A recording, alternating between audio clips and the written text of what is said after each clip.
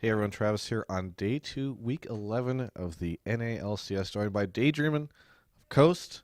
After you guys somehow finagled a really weird win out from Dignitas, what happened? Because I was like, Dignitas is winning, Dignitas is winning, Dignitas is winning. Oh, Coast kills their Nexus. Well, to be fair, we know we were winning at one Yeah, point, you guys had the early kind of lead. but I mean, like it's Coast and Dignitas here, so there's gonna be some throws within this 50-minute game, Sure, and so basically what happened is Cutie Pie just pulled a Cutie Pie and he gave us the game. yeah. Okay. And it just all really came down to that one moment. I honestly think so. I think we probably would have died a slow death, but Cutie just kind of got really greedy and tried to kill Zion, and then Zion just pulled him into us, and then we just killed them. And we were able to close it off that. Were you guys sort of surprised by that at all? We were excited. Yeah. Yeah, I don't know if we were like really judging Cutie. Cutie does what Cutie does, but we were pretty happy about it, so we were able to win. Well, that game, I think after Curse beat CLG, you guys are locked in at sixth, correct? Yeah. Correct. Which means that you play CLG now. Yes, we play CLG for playoffs. How concerned are you about that? I mean, it would the same amount of concern as we would have if we were playing C9 or Okay. Dig or like anyone in playoffs. I mean, it's just like we're just gonna have to prepare for it and go in confident. Okay, so right now you don't view CLG as like a more intimidating opponent than like Curse or Dignitas or somebody. No, I try to stay away from like names really like oh it's double lift Yeah. like oh it's rush hour bot lane. Like I really feel like it's just a game, like you're just gonna play the game. So I mean, yeah, I don't want to hold any team above another and just prepare for all of them equally.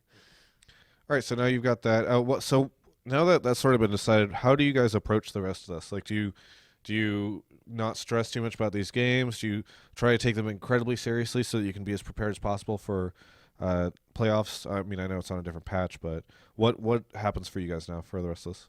Actually, I think like the biggest part about like playoffs this time around is that it's the new patch. They introduced so many different things. Like it's not even a small patch. Like there's new items. We're just like thankfully we have a break week, so basically during this break week we're just going to spam solo queue and just figure out what works for us, and hopefully we can pull it off in playoffs as well. How do you feel about the playoffs being put on the new patch? I don't really like it, but I mean Riot can't cater to both league as a whole and us pros. Like they can't like hold over the other. I'd assume they'd hold the game as a whole over us. So I mean, we don't really have much say, so it's kind of crappy for us, but we'll manage. Would you not want them to have delayed it a little bit longer? Because I mean, I know obviously they have to release a patch for everybody, but obviously there's also that sort of built-in delay on stuff. Do you think that they could have done that for you guys, or would you have wanted them to? Yeah, I think it could have been nice if they had just released the patch but had us still play on 4.4. Right. But I think they're just kind of like in this whole mode of like the best team will adapt the quickest. So there's that whole kind of meta game. But I mean, I'm fine with it. Like I think it'll be fine. Now, I was talking to Alex Penn shortly before this. He told me that you are somewhat bitter because a certain broadcaster doesn't tend to do a lot of interviews with you. What is the situation here? Uh, I just thought it was funny because like I've not once gone to the desk like after a win, so I just thought it was funny. I just thought maybe they didn't like me or something. Do you think that's what it is? I think so. I mean, obviously, I'm just like I'm a hateable person, I guess. I mean, that's certainly my feeling with you.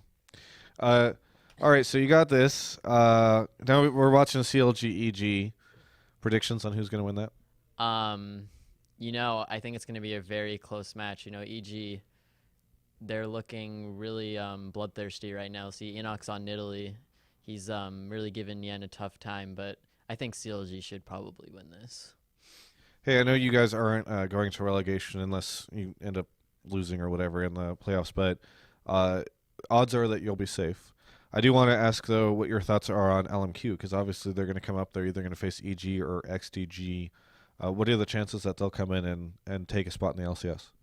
Um, the thing is, like LMQ, they're by far the strongest challenger team, but as like looking from like an LCS perspective, I don't think they're like a top team. They would be a top team in the LCS. I still think they'd be pretty middle of the pack because just from scrimming them and just like judging like strength.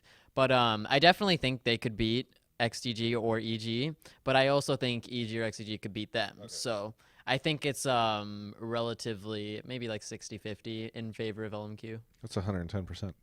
Well, that's what I was going for.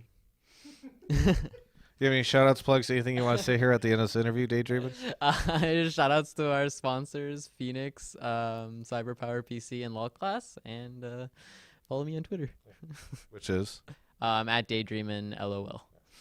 Good. Well, thank you so much for the interview. For everyone else, you can check out the rest of our coverage of the LCS and more at ongamers.com.